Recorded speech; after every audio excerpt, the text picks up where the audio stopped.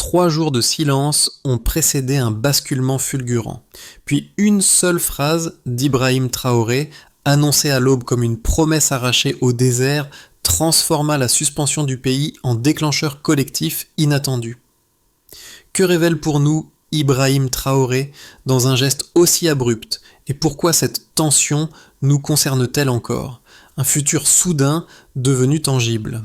Le projet présenté au pays porta immédiatement une promesse double, établir qu'une infrastructure majeure pouvait naître sans dette extérieure et montrer qu'un territoire enclavé pouvait, par sa seule mobilisation, se doter d'une ouverture souveraine vers le monde. Au cœur de cette promesse se trouvait un bénéfice clair. Prouver qu'un modèle fondé sur les ressources locales pouvait soutenir une infrastructure stratégique. Ce changement de paradigme créa des enjeux inédits. Si la méthode réussissait, elle offrirait une démonstration capable de remettre en cause des décennies de schémas imposés. Si elle échouait, elle raviverait brutalement la fragilité d'un rêve collectif que beaucoup portaient comme un sursaut d'affirmation nationale. Et c'est précisément ici qu'un premier nœud de tension apparut, un micro-hook discret mais décisif. Comment un pays habitué à composer avec des contraintes externes pouvait-il transformer un pari moral en résultat mesurable? À mesure que la question se diffusait dans les villages, les villes et les chancelleries étrangères, le projet prit une dimension nouvelle, engageant non seulement des matériaux ou des volontaires, mais la cohésion d'une nation placée face à sa propre capacité d'action. La révélation arriva en 2 temps. D'abord la diffusion inattendue d'images montrant une bande claire déjà tracée sur plusieurs kilomètres, puis l'annonce publique confirmant un avancement de 42%, un chiffre qui surprit même les observateurs les plus prudents. Ce double signal transforma la perception du chantier, révélant que l'initiative n'était plus un simple pari, mais un processus mesurable prenant forme sous les yeux du pays. Dès lors, le silence initial retrouva un sens nouveau. Il ne s'agissait plus d'un vide stratégique, mais d'une préparation méthodique qui réordonnait la lecture des jours précédents. Lorsque Ibrahim Traoré réapparut devant la nation pour présenter ce projet de 40 km² conçu sans prêts étrangers, il rompit le cycle d'attente et donna à l'effervescence locale une direction lisible. Dans les villages du Sahel, l'annonce fut entendue comme une invitation à convertir la résignation en mouvement. Dans les capitales étrangères, elle fut perçue comme un geste de rupture, révélant qu'un pays enclavé pouvait envisager sa propre ouverture souveraine. Les premiers camions atteignirent la zone désertique avant même que les plans définitifs ne soient diffusés, transportant acier recyclé, ciment reconditionné ou simples équipes de volontaires venus sans contrat. Cette convergence improvisée créa une dynamique où le manque devenait ressource, et où les gestes individuels se transformaient en éléments d'un récit collectif. Au fil des heures, une logique interne apparut. Réduire la dépendance extérieure, structurer la mobilisation populaire et faire de chaque heure de travail un acte symbolique qui réaffirmait la cohésion du pays. Les conversations, dans les rues de Ouagadougou comme dans les hameaux les plus reculés, revenaient à une même interrogation. Comment bâtir une infrastructure géante avec des outils modestes, une foi ardente et une logistique faite de débrouille? Pourtant, la progression tangible dévoilée lors de cette mini-révélation montrait qu'un pays pouvait convertir une aspiration morale en trajectoire concrète dès lors que l'élan collectif trouvait un centre de gravité clair. Au cœur du chantier naissant, une figure discrète devint rapidement un repère, un jeune soldat sans grade élevé, souvent décrit comme le coordinateur improvisé des premières équipes. Il ne possédait ni formation d'ingénieur, ni responsabilités institutionnelles, mais il maintenait le rythme lorsque les machines s'essoufflaient, reliant paysans, étudiants et anciens militaires dans une même chaîne d'entraide. Son rôle dépassait la simple organisation pratique. Il donnait une forme concrète à l'idée que la cohésion pouvait compenser l'absence d'équipements sophistiqués. 2 microcas apparurent très tôt pour illustrer cette dynamique. Le premier émergea lorsqu'un groupe d'étudiants conçut un système de refroidissement artisanal à base de sable humide, permettant aux moteurs fatigués de gagner quelques heures cruciales. Le second fut l'œuvre d'un ancien mécanicien qui transforma un camion militaire hors d'usage en bétonnière fonctionnelle, démontrant qu'un matériel destiné à la casse pouvait devenir un outil central du chantier.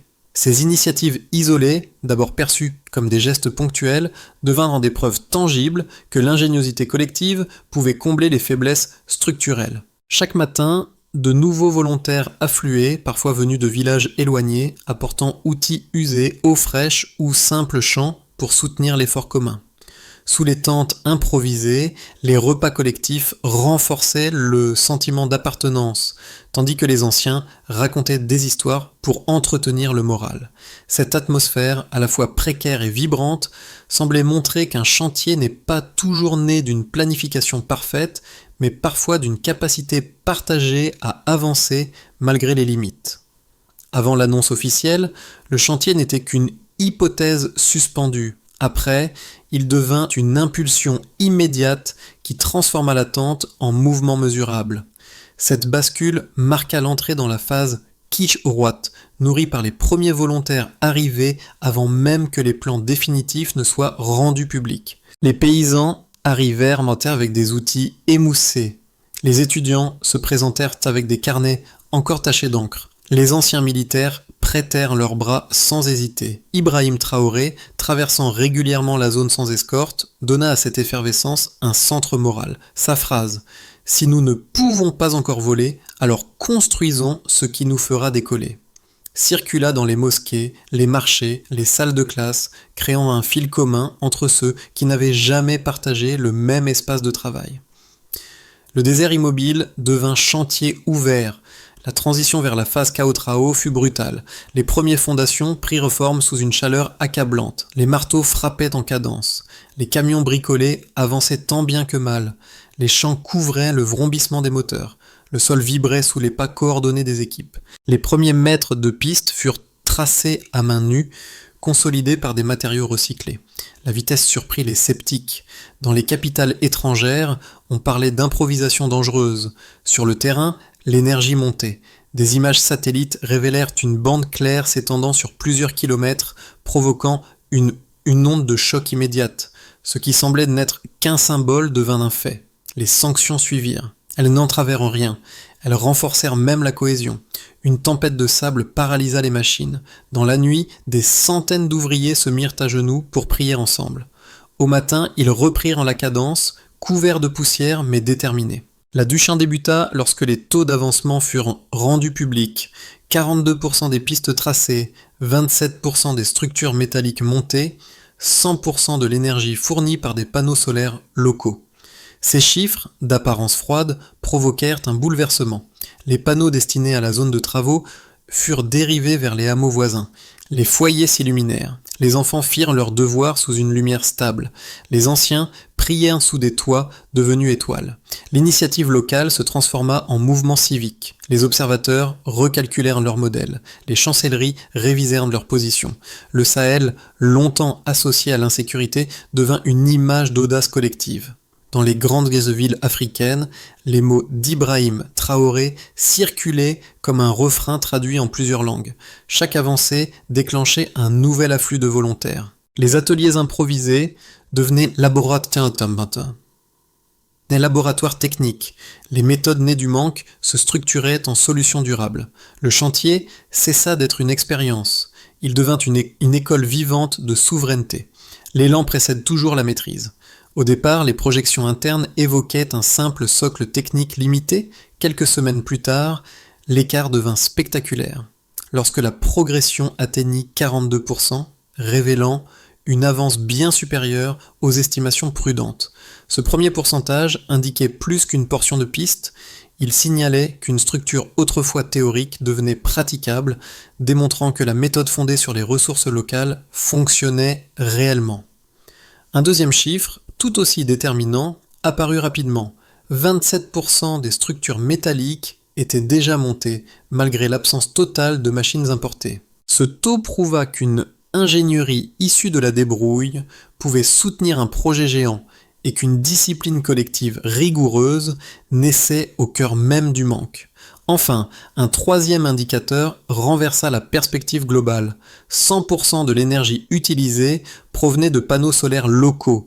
Ce niveau d'autonomie révéla qu'une lumière produite au Sahel pouvait remplacer l'apport financier extérieur, offrant une stabilité énergétique inattendue. Pris ensemble, ces 3 chiffres créèrent une rupture méthodologique. Les observateurs qui prédisaient un effondrement durent admettre que le chantier construisait sa propre logique, autonome et cumulative. L'avancée n'était pas linéaire, elle était intrinsèquement liée à l'ingéniosité mobilisée chaque jour, une progression qui transformait chaque atelier improvisé en laboratoire technique et chaque groupe de volontaires en unité fonctionnelle. Les conséquences de ces mesures se firent sentir dans les villages voisins. Les panneaux solaires initialement installés pour la zone de travaux furent redirigés vers les hameaux proches, créant des cercles de lumière élargissant la portée du chantier. Des enfants lisaient à la nuit sans craindre l'obscurité. Des femmes cuisinaient sous une lumière stable. Des anciens priaient devant des maisons soudain éclairées. Cette translation énergétique montrait que les chiffres n'étaient pas des abstractions. Ils influaient directement sur la vie quotidienne. Sur le terrain, les ouvriers comprirent que la publication régulière de données devenait un moteur psychologique. Chaque pourcentage annoncé renforçait la cohésion. Chaque palier franchi offrait une preuve tangible que l'effort partagé produisait des résultats mesurables. Les ateliers improvisés gagnèrent en méthode. Les pièces recyclées furent cataloguées. Les techniques artisanales furent consolidées pour garantir une continuité à long terme. Peu à peu, l'ensemble ressembla moins à une improvisation et davantage à un modèle énergétique et logistique fondé sur l'autosuffisance. Ce glissement transforma aussi la perception extérieure. Dans certaines capitales, on parla d'anomalies comptables. Dans d'autres, de précédents dangereux. Les analystes économiques recalculèrent leur grille de coûts. Ils constatèrent que la valeur du chantier n'était pas mesurable uniquement en dollars, mais en heures de travail volontaire et en innovation née de la contrainte. Cette lecture renversée força plusieurs institutions à revoir leur modèle théorique, souvent fondé sur des hypothèses de dépendance structurelle. À mesure que les données circulaient, une conclusion s'imposa. Les chiffres ne décrivaient pas seulement une avancée matérielle, mais une victoire morale. Ils représentaient un déplacement silencieux, celui d'une nation, prouvant qu'elle pouvait bâtir une infrastructure majeure sans emprunt extérieur. Et cette équation, simple en apparence, redéfinissait les contours mêmes de la souveraineté. 2 lectures principales émergèrent dès que les premières images satellites montrèrent les pistes en formation. La première critique affirmait qu'un pays sans capitaux externes ne pouvait soutenir une infrastructure d'une telle ampleur. Selon cette approche, l'absence de prêts internationaux condamnait l'initiative à un essoufflement rapide. Sans financement extérieur, disait-il, aucune continuité technique, aucune garantie de durabilité, aucune stabilité régionale n'était envisageable. Certains économistes évoquaient même des modèles estimant le coût à plus de 1,8 milliard de dollars, suggérant un gouffre financier inévitable. Dans cette perspective, le chantier n'était qu'un geste politique voué à s'effondrer sous son propre poids. La deuxième lecture, plus attentive au terrain, décrivit néanmoins une réalité différente.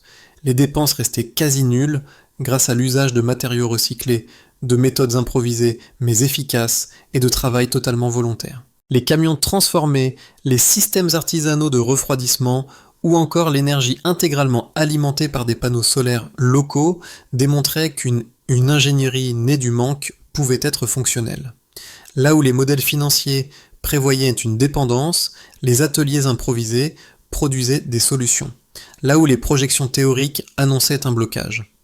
La mobilisation populaire créait une continuité technique. Le Stillman prit forme lorsque les chiffres officiellement publiés confirmèrent 42% des pistes tracées, 27% des structures métalliques montées et 100% d'autonomie énergétique. Ces données, froides et vérifiables, contradirent l'idée d'un effondrement imminent. Elles révélèrent que le chantier n'était pas comparé aux standards internationaux, mais construit selon une logique locale cohérente, dépendante de la solidarité plutôt que du crédit. Ainsi, même en adoptant les arguments les plus solides des sceptiques, coûts théoriques, risques structurels, manque de machines, les faits du terrain les déplaçaient. La progression prouvait qu'un autre modèle d'infrastructure était possible, un modèle où la foi collective, la débrouille technique et la discipline volontaire produisaient une efficacité mesurable. Le Stillman, une fois formulé, ne cherchait pas à discréditer les critiques, mais à montrer que leur fondement s'érodait face à la dynamique réelle du chantier. Le désert a parlé. Ce point médian bouleversa la trajectoire du chantier, transformant ce qui semblait n'être qu'un pari audacieux en démonstration visible. Les images cohérentes, les pourcentages vérifiés et l'élan continu révélèrent que la mobilisation n'était plus seulement un acte symbolique, mais une mécanique collective qui se renforçait d'elle-même. Ibrahim Traoré, en apparaissant brièvement sur le site, cristallisa cette bascule. Sa présence silencieuse ne modifia pas les procédés techniques, mais elle réorienta la lecture du projet, rappelant que l'objectif principal n'était pas d'impressionner, mais de solidifier la confiance intérieure. Les ouvriers, galvanisés par cette reconnaissance implicite, reprirent leur cadence avec une intensité nouvelle, comme si la progression observable depuis le ciel validait chaque geste accompli au sol. Une scène marqua ce tournant. Un groupe de volontaires venus de villages lointains installa des lampes solaires artisanales pour prolonger la journée de travail. Cet acte simple indiquait que la dynamique avait dépassé les directives officielles. Elle reposait désormais sur une compréhension intime que chaque minute gagnée consolidait l'élan commun. C'est ici que le chantier devint une évidence. Les effets du chantier commencèrent à se manifester bien au-delà de la zone de construction, révélant une transformation multiscalaire que même les partisans les plus optimistes n'avaient pas anticipée. Ibrahim Traoré, en évoquant régulièrement l'idée d'un ciel souverain, avait d'abord introduit une image perçue comme symbolique. Elle devint pourtant, avec le temps, une grille concrète pour observer les répercussions du projet. Ces impacts se déployaient en 4 cercles distincts: les foyers, NN, l'économie locale, DN, la cohésion sociale, ND, et la résonance régionale, KV. D'abord, du côté de NN, vie quotidienne et foyer. Dans les villages du Nord, les panneaux solaires réaffectés au hameau permirent d'obtenir une lumière stable là où les coupures rythmaient autrefois les soirées. Les enfants purent étudier après le coucher du soleil, découvrant un temps d'apprentissage prolongé qui n'avait jamais existé auparavant. Les cuisines familiales gagnèrent en sécurité et en régularité, transformant les routines domestiques.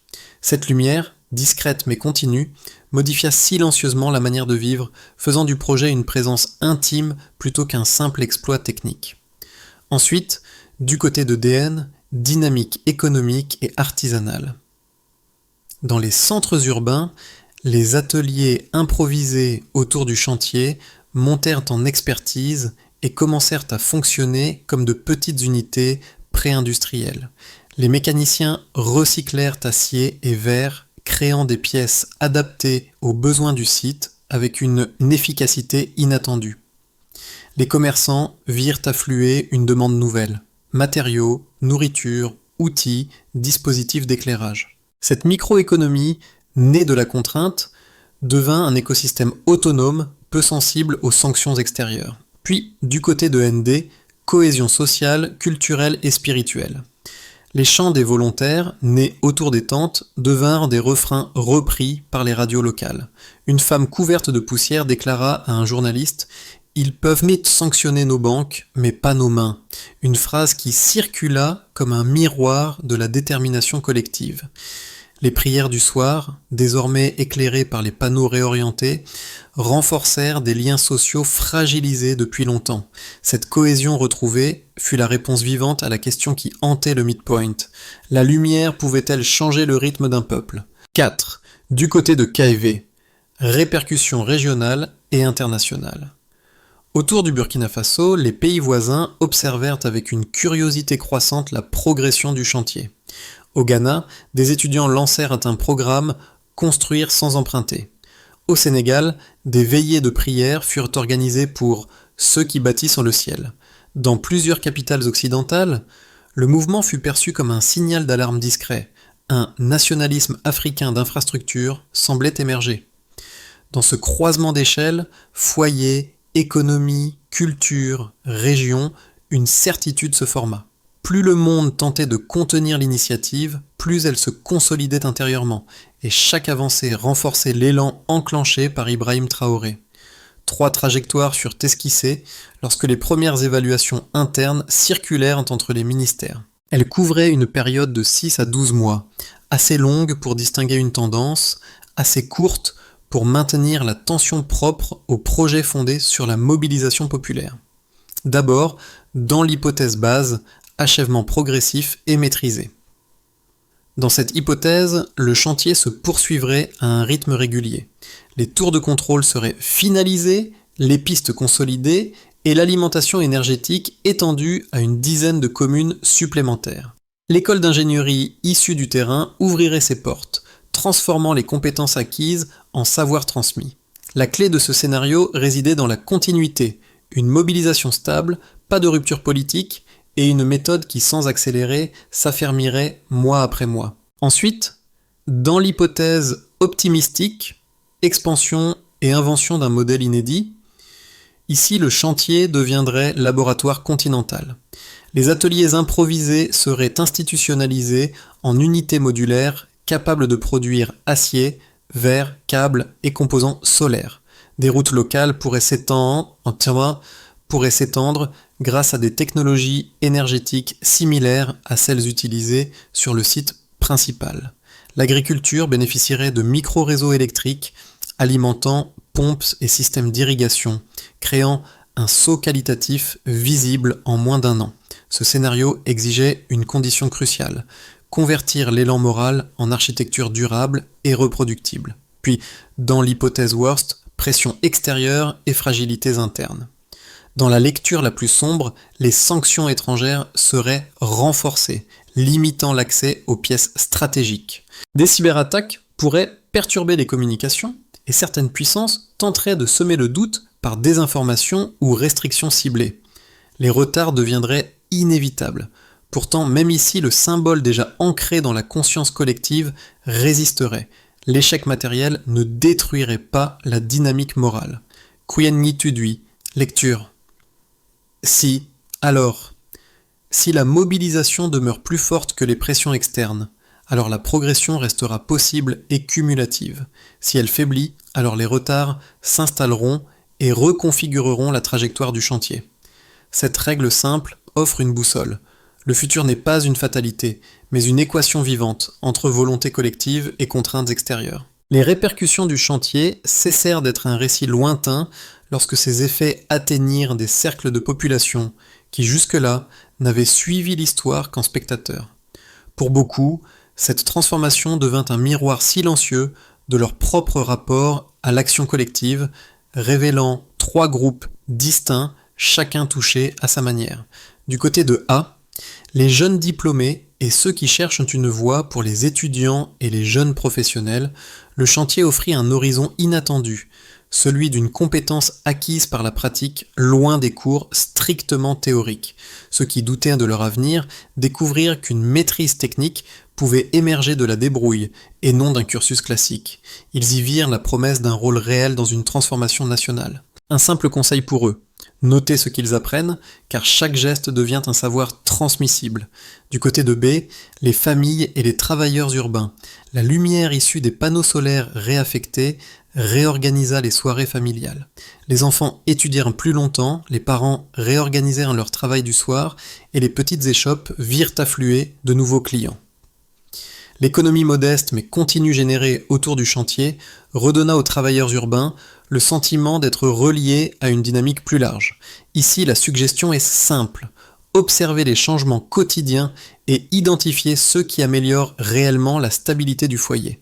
Du côté de C, les communautés rurales et les liens sociaux. Dans les villages proches de la zone de construction, l'arrivée progressive de la lumière renforça une cohésion affaiblie depuis longtemps. Les prières du soir devinrent des moments de communauté élargie, et les discussions nocturnes renouèrent avec une chaleur collective oubliée. La transformation matérielle se mua en transformation relationnelle. Pour ces communautés, une piste se dessinait: préserver les rituels renaissants comme socle d'un lien durable. Dans cette convergence des expériences, un fait s'imposa. Le chantier ne modifiait pas seulement le pays, il modifiait la manière dont chacun se percevait dans le pays. Ibrahim Traoré insista pour que la suite du chantier repose sur une méthode mesurable, capable de transformer l'élan spontané en architecture durable. Cette approche conduisit à une feuille de route structurée en 5 étapes, chacune définissant clairement qui fait quoi, quand et comment mesurer les progrès. D'abord, stabiliser l'énergie, immédiat, mesurable par continuité d'alimentation. Les 10 000 panneaux solaires initialement destinés aux chantiers seraient redistribués aux zones rurales voisines. Les équipes techniques locales superviseraient le déploiement, tandis que les communes mesureraient la stabilité horaire de l'éclairage sur un corridor prioritaire du Sahel. Ensuite, transformèrent les ouvriers en formateurs, sous 3 mois, mesurables par cohorte. Les travailleurs expérimentés deviendraient enseignants dans une école d'ingénierie nationale. Chaque compétence acquise sur le terrain serait convertie en module pédagogique, évalué par le nombre d'apprenants certifiés. Puis, industrialisation locale, 6-9 mois, mesurable par production. Les ateliers improvisés seraient convertis en unités modulaires capables de produire acier, verre, câbles ou pièces solaires. Les ministères évalueraient ces unités par volume mensuel de composants utilisables sur site. 4. Alliance africaine technique, progressif, mesurable, par accord signé. Une coopération non fondée sur la dette serait ouverte avec le Ghana, le Mali, le Niger et le Bénin. Les indicateurs clés seraient le nombre de projets techniques conjoints et l'échange d'équipes spécialisées. 5. Institutionnaliser la mobilisation civique, continue, mesurable par participation. Les volontaires intégreraient un registre national permettant de suivre la participation active aux chantiers prioritaires. Chaque action locale serait mesurée à travers des rapports communautaires mensuels. À travers cette feuille de route, Ibrahim Traoré cherchait moins à accélérer qu'à structurer, transformant chaque geste individuel en capacité transmissible et chaque avancée en preuve durable. Lorsque les dernières structures émergèrent sous le soleil du Sahel, un silence particulier enveloppa le chantier. Au centre, le jeune soldat, celui-là même qui, au premier jour, guidait sans titre les flux de volontaires, s'arrêta devant la piste en devenir. Ses gestes calmes rappelaient ses premières heures où il transformait fatigue, manque d'outils et chaos naissant en cadence cohérente. Autour de lui, des centaines d'ouvriers s'immobilisèrent un instant, comme pour reconnaître que cet effort collectif avait trouvé son souffle dans des mains longtemps considérées comme ordinaires. Ibrahim Traoré s'avança sans escorte, salua le jeune soldat d'une poignée de main simple et murmura quelques mots que seuls les plus proches entendirent. Ce geste discret renvoya à la scène fondatrice du chantier, non pas un commandement, mais une reconnaissance réciproque. Un vieil homme approcha avec un enfant, levant les yeux vers le ciel, éclairé par les lampes solaires recyclées. « Tu vois, c'est ainsi qu'on vole sans ailes », dit-il doucement, refermant le cercle ouvert par la première promesse. Les prières, les chants et les rires se mêlèrent comme une dernière pulsation commune, donnant au désert une résonance presque sacrée. Le chantier ne proclamait pas une victoire. Il révélait qu'un peuple venait de franchir un seuil intérieur, visible seulement pour ceux qui avaient marché dans la poussière. La foi partagée crée son propre horizon. Le récit du chantier ne se clôt pas avec les pistes tracées ni les tours dressées. Il demeure comme une invitation discrète à réfléchir à ce que signifie, pour une communauté ou pour un individu, l'idée de construire son propre ciel. Car au-delà des matériaux, des chiffres et des images satellites, le cœur de cette histoire réside dans la capacité d'un peuple à transformer une contrainte en moteur d'action et une limite apparente en horizon possible.